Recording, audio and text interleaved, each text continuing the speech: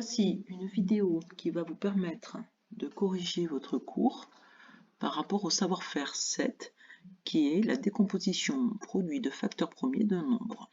Donc ici on va voir deux méthodes. Une première méthode classique que vous voyez absolument tous au collège en troisième et une seconde méthode que certains d'entre vous ont peut-être déjà vue, d'autres non, mais de toute manière on va l'expliquer en détail. Donc la première méthode ici, c'est tout simplement, par rapport au nombre 360, en fait, on se base sur la connaissance du nombre pour commencer à le décomposer. On sait tous qu'un nombre admet une décomposition en facteur premier unique, donc quelle que soit la méthode par laquelle on y arrive, le tout c'est de trouver les bons nombres premiers qui vont former le nombre 360. Donc par exemple ici, je commence par dire que 360 égale à, par exemple, sans aller très très loin, c'est 36 fois 10. Ensuite, je vais continuer à décomposer mon nombre. 36, par exemple, soit je peux mettre 4 fois 9 ou 6 fois 6. Ça revient exactement au même. Donc, par exemple, je vais mettre 4 fois 9. 4 fois 9. Et 10, je vais le décomposer en 2 fois 5. Je continue tant que je n'ai pas que des nombres premiers. 2 et 5 sont premiers, mais 4 n'est pas premier, et 9 non plus. Donc j'écris 4 c'est 2 fois 2, 9 c'est 3 fois 3, et enfin je n'oublie pas mon 2 fois 5 du 10. Est-ce que là, ça y est, on a décomposé complètement le nombre 360? Oui, il ne nous reste plus qu'à regrouper sous forme de puissance les nombres premiers. Donc ici, je peux en déduire que 360 égale, alors 2, il y a des 2, donc je mets mon 2. Il est puissance quoi? 1, 2, 3. Donc 2 puissance 3 fois. Je rencontre ensuite des 3. Donc je dis 3 puissance 3. Et enfin, je rencontre un 5, donc fois 5. Ici, des fois, parfois, certaines personnes aiment bien mettre un petit 1. Il n'est pas obligatoire, je vous le mets si jamais vous en ressentez le besoin. Voici pour le premier, pour la première méthode, qui est, moi, ce que j'appelle un peu la méthode à l'arrache, c'est-à-dire je m'appuie sur les connaissances du nombre, mais tout le monde n'a pas forcément la même méthode. Deuxième méthode, qui va être beaucoup plus systématique, qui est une méthode que certains ont peut-être vue en collège, peut-être d'autres non, mais nous, on va le faire en détail. Donc ici, vous devez vous munir de votre calculatrice ou de vos capacités de division en calcul mental. Donc, prenez votre calculatrice pour ceux qui ne sont pas très à l'aise là-dessus. Ici, donc, on veut chercher la décomposition de 756. Je vois bien que la méthode sur la connaissance des nombres, au départ, ça commence un peu à pêcher, puisque 756, vous ne le connaissez pas très bien. Donc ici, je vais marquer 756. Par contre, ce dont je suis sûr, c'est que 756 est divisible par 2. Donc à votre calculatrice, vous faites, donc je suis sûr qu'il est divisé par 2 parce qu'il est pair. Donc ici, je mets un 2. Ensuite, 756 divisible par 2, je vois à ma calculatrice que cela me donne 300 comme quotient 78. Je m'aperçois que soit 378 est à nouveau divisible par 2, donc ici je mets à nouveau un 2. À ma calculatrice ou de tête, je fais 378 divisé par 2 et je trouve 189. 189, il n'est plus divisible par 2 puisqu'il n'est pas pair. Je vais chercher s'il est divisible par 3. Alors oui, pourquoi?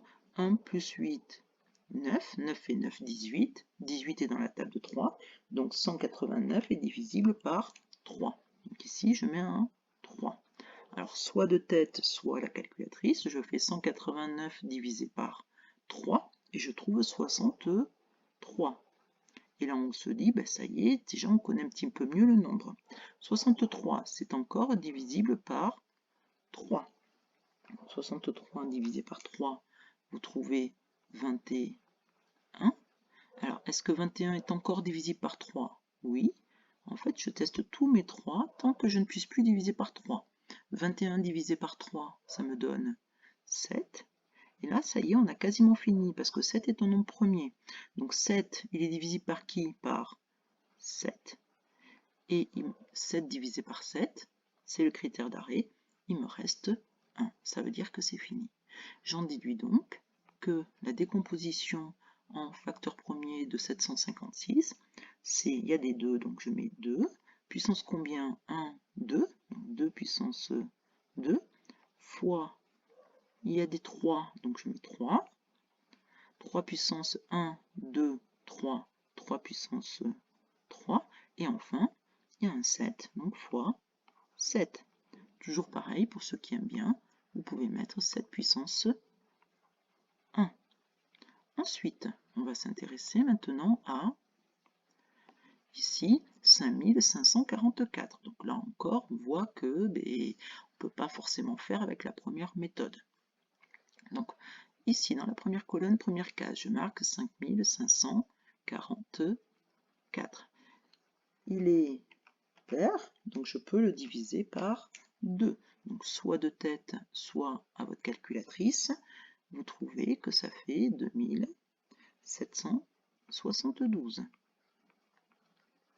2772 est à nouveau, puisqu'il est pair, divisible par 2. Donc soit la calculatrice, soit de tête, vous continuez, vous trouvez 1386. 1386. 1386 est encore divisible par 2, puisque c'est pair, je remets un 2.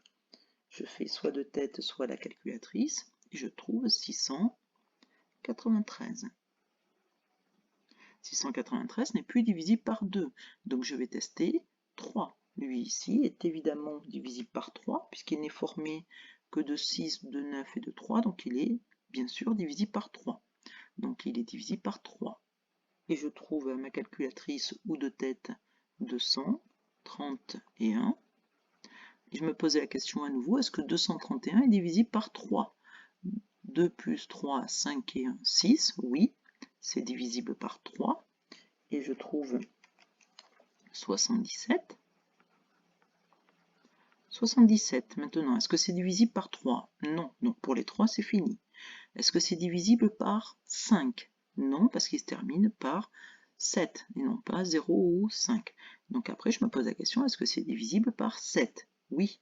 Donc 7, 77 divisé par 7, je trouve 11.